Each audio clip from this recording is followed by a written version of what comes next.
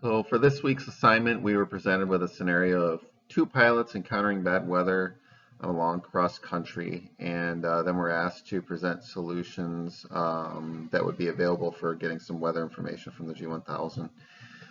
The options you get with the G1000 really depend on the aircraft and what version or year the G1000 is. For example, there's a pretty big difference between what options might be available to you in G1000 with the Archers that I fly and the TBM that I was admiring the other day. With a Archer, you pretty much, there's quite a few options, but I mean, you're basically limited to like the XM or ADSB weather. There's a storm scope option too for those. But then if you move up to like the TVM, they actually have full color radar actually mounted in the aircraft. So you actually have real-time weather radar on board the aircraft. So with the G1000. So pretty cool stuff. Nothing I've actually been able to personally experience yet. But back to kind of more the training aircraft that we fly.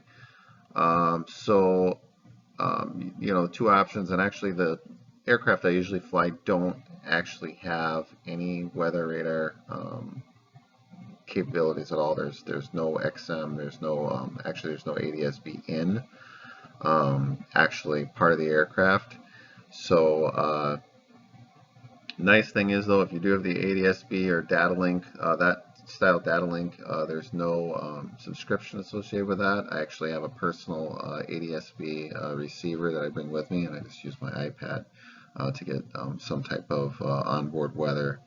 The XM is really cool. It's got a lot of features, but it requires subscription, so a lot of flying schools and smaller aircraft don't have that, just for the fees. Getting back to the real basic G1000. Okay, so you don't have XM, you don't have the data link, you don't have the the ADSB in. One thing you can do is use the G1000 to get your weather frequencies much faster than trying to look them up on a chart. They are all in there, and I'll show you guys real quick with a little display I have here on the screen. It's not perfect, but it's better than just trying to explain it, I think. So I'll get into it here. So basically, what you do, I'll get it started here, is you go to your main menu list, and it's actually all the way at the end, the nearest page group, and you click on that, go to the nearest frequency, and press enter. And once it's kind of going faster than I'm talking here, but once you choose, you can actually, there's a soft key on the bottom. Let's see if I can highlight it here. There's the artsy. Next to it, for some reason I'm not able to get the flight service station soft key to light up on this one, and it's not showing one available here, but that's where it would be, and you'd hit the soft key, and then once you, it's highlighted here, once it's highlighted, you press enter, and whatever your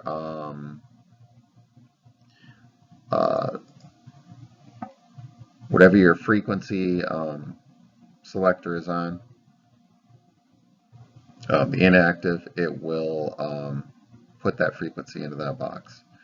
So it's a nice quick way to find flight service station. In that situation, you're diverting, and I definitely have been in that situation before. Everyone wants to divert at once, and you're competing with airliners and everyone else who's on IFR, and they all want a diversion. Last thing that they want to do is give you weather information. So flight service station, I've used those before.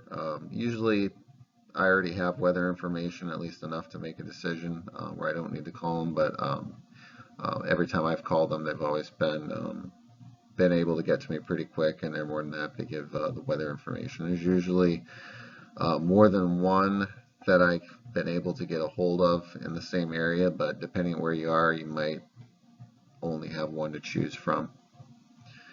So anyways, that's what I would use with G1000 I have, with the absence of all the other weather radar options not being selected in that particular aircraft.